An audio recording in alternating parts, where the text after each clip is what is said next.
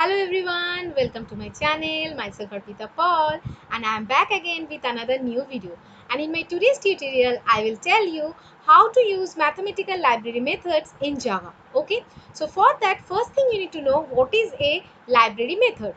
So library methods are the predefined methods which we will use in our program to perform a specific task. We don't need to define these methods in our own, these are already defined and we will use it to perform a specific task. In case of mathematical library methods, these are used to perform numeric functions only. Okay, to perform specific numeric task, we'll use these mathematical library methods. Okay, so let me show you what are those and how to use it. So let's start the video. So you can see here in the screen the java.lang.math class contains methods for performing basic numeric operations such as the elementary exponential, square root, cube root and trigonometric function. So basically all the mathematical library functions are stored within this math class and this math class is stored within this language package. So you are thinking that we need to import this package. No, we don't need to import this java.lang package. This package is automatically imported within the program. We don't need to import it. We don't need to write any import statement separately for this method. Okay, and math class contains all the mathematical library methods for performing exponential, square root, cube root and other trigonometric functions. Okay, so let me show you what are the popular and simple methods we have in mathematical library methods. So you can see the table. The first one is math.abs. The purpose of this ABS method is to return the absolute value. So what is absolute value of a number? Absolute values are those which returns the positive number only, irrespective of its sign. If we are providing any negative number, then it will remove its negative sign and it will return the positive value of that number. In case of 0, as there is no specific sign, so it will return 0 only. So let me show you with one simple example with a program how it works.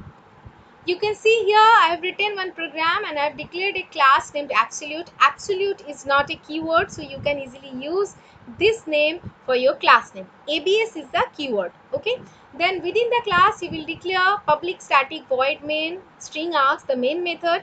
Then within the main method I have written in space p, one variable named p which is integer type, equals to math.abs and within bracket 10. Okay, so this is how we will use the ABS method. Okay, so for that we will declare one variable, then separating with equals to we will write the ABS method or other mathematical method with the math class, and then within bracket we will provide the value. So here I have written 10. Okay, so the value, absolute value of the 10 will be returned and stored within p. So to see the output we need to print the value of p. For that we are writing system.out.println absolute value of positive number equals to plus p. So if you are not printing the value of p, you will not able to see the output. Okay, to see the output you have to print the value. So same way I have given other two number, one is negative number minus 20 and another is 0. So let me show you what will be the output for positive, negative and the 0 and for the 0. Okay, so for that we have to compile the program. So you can see class compiled, no syntax error, minimize the window, right click on your class, click on void main, click on OK. Then you can see the output here. Absolute value for of a positive number equals to 10. Absolute value of a negative number equals to 20. I told you absolute value means it will remove the sign and it will return only the positive value. So for minus 20, absolute value of minus 20 is 20, and for 0 it has returned 0. Okay, so this is how easily we can calculate or get absolute value of any number.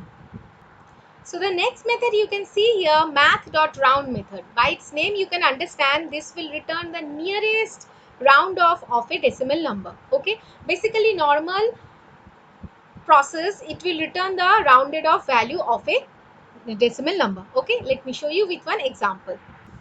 You can see here the program. First I have declared a class named library, then public static void main, then within the main method I have written int space p, declaring a variable to store the rounded value.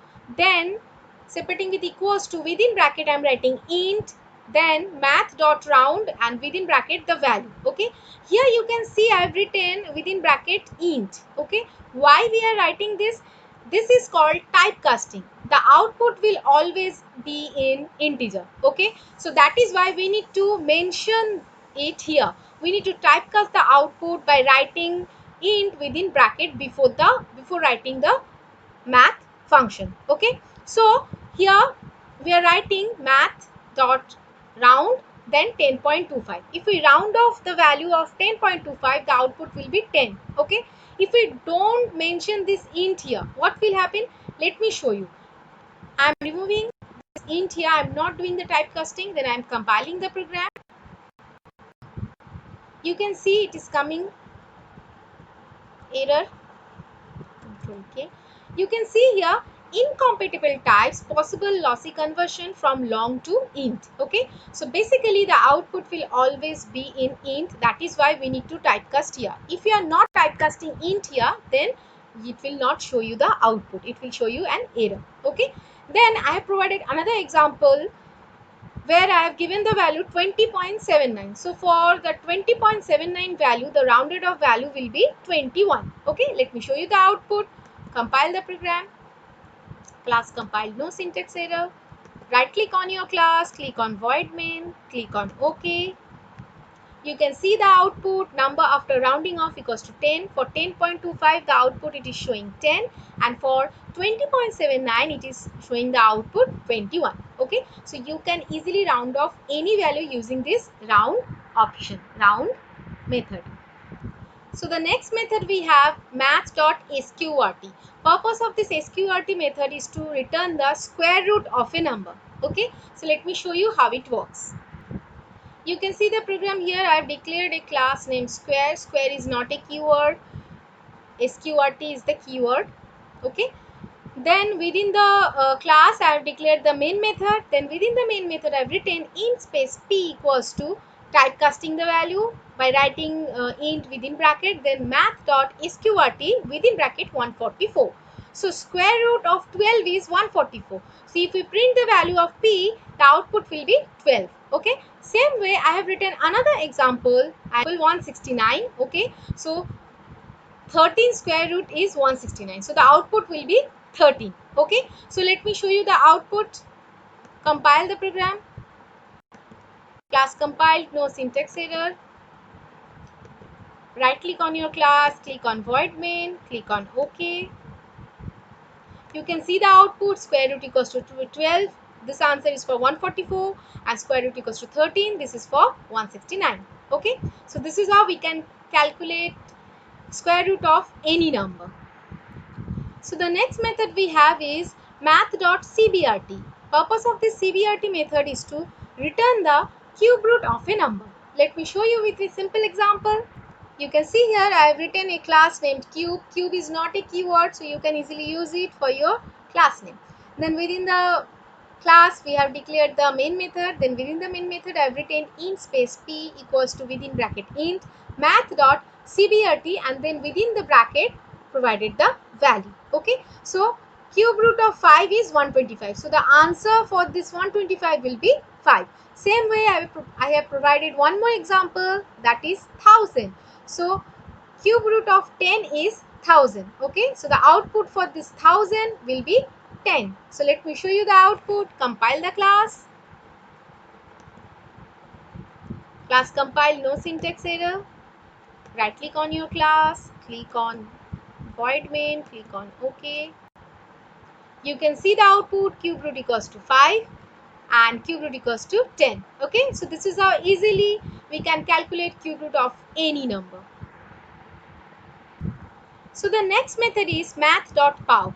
This method is used to calculate the power of a number. You can see in the screen it returns the value of first argument raised to the power to second argument. So the first argument is the base and the second argument is the power. Okay, so how to write it and how to get it, let me show you with one example. You can see the program here, public class power. Power is not the keyword, pow is the keyword, so you can use the class name here as power. Then we were declaring the main method. Then within the main method we are writing int space p equals to within bracket int math.pow 2 comma 5. So here 2 is the base, then separating with comma the 5 is the power of 2. So this 2 comma 5 represents 2 to the power 5. So the output for this 2 to the power 5 will be 32, and the 32 will be stored within variable p. Okay, so to see the output we have to print the value of p. Okay, now I have provided one more example, that is 3 comma 3. So the first 3 here is the base and the second 3 here is the power. So this represents 3 to the power 3, that means 3 cube. The answer will be 27. Okay, so let me show you the output. Compile the program. Class compiled, no syntax error. Minimize the window. Right click on your class. Click on the void main. Click on main method. You can see the output power equals to 32, and for the next one power equals to 27.